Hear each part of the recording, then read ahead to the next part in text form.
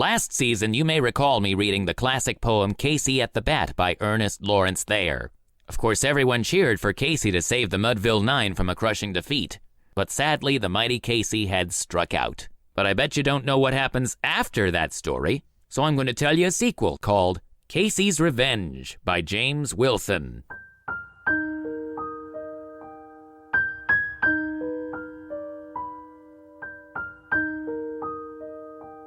There were saddened hearts in Mudville for a week or even more. There were muttered oaths and curses. Every fan in town was sore. "Just think," said one, "how soft it looked with Casey at the bat. And then to think he'd go and spring a bush league trick like that." All his past fame was forgotten. He was now a hopeless shine. They called him Strikeout Casey, from the mayor down the line. And as he came to bat each day, his bosom heaved a sigh, while a look of hopeless fury shone in mighty Casey's eye. He pondered in the days gone by that he had been their king. Then when he strolled up to the plate, they made the welkin ring. But now his nerve has vanished, for when he heard them hoot, he fanned or popped out daily, like some minor league recruit. He soon began to sulk and loaf. His batting eye went lame. No home runs in the scorecard now were chalked against his name. The fans without exception gave the manager no peace, for one and all kept clamoring for Casey's quick release. The Mudville squad began to slump. The team was in the air.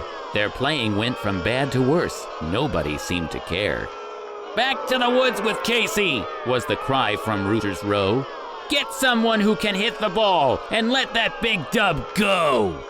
The lane is long, someone has said, that never turns again. And fate, through fickle, often gives another chance to men. And Casey smiled. His rugged face no longer wore a frown. The pitcher who had started all the trouble came to town. All Mudville has assembled. 10,000 fans had come to see the twirler who had put Big Casey on the bum. And when he stepped into the box, the multitude went wild. He doffed his cap in proud disdain, but Casey only smiled. "Play ball!" the umpire's voice rang out, and then the game began. But in that throng of thousands, there was not a single fan who thought that Mudville had a chance, and with the setting sun, their hopes sank low. The rival team was leading 4-1. The last half of the ninth came round, with no change in the score. But when the first man up hit safe, the crowd began to roar. The din increased. The echo of 10,000 shouts was heard when the pitcher hit the second and gave 4 balls to the third.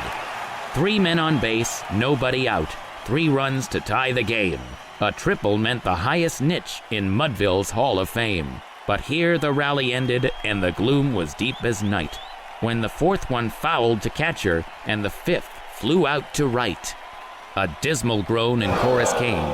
A scowl was on each face when Casey walked up, bat in hand, and slowly took his place.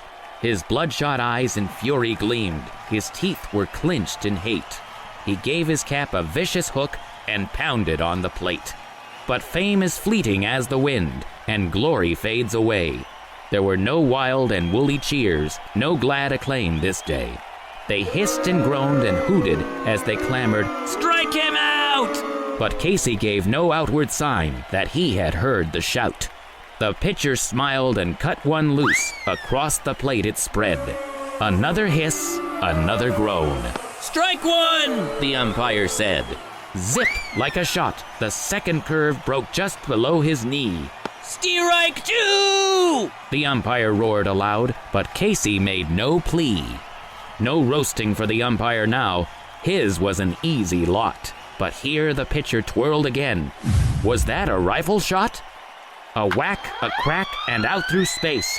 The leather pellet flew. A blot against the distant sky, a speck against the blue. Above the fence in center field, in rapid whirling flight, the sphere sailed on, the blot grew dim, and then was lost to sight. 10,000 hats were thrown in air, 10,000 threw a fit, but no one ever found the ball that mighty Casey hit. Oh, somewhere in this favored land, dark clouds may hide the sun, and somewhere bands no longer play, and children have no fun. And somewhere over blighted lives, there hangs a heavy pall. But Mudville hearts are happy now, for Casey hit the ball.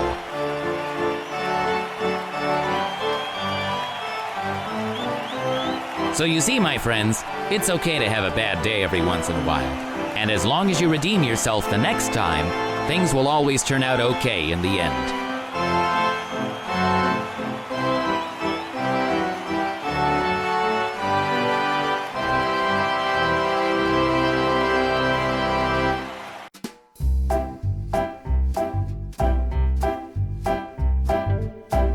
If you enjoy great stories like this one, please click the like button and follow Tristan Storytime on social media.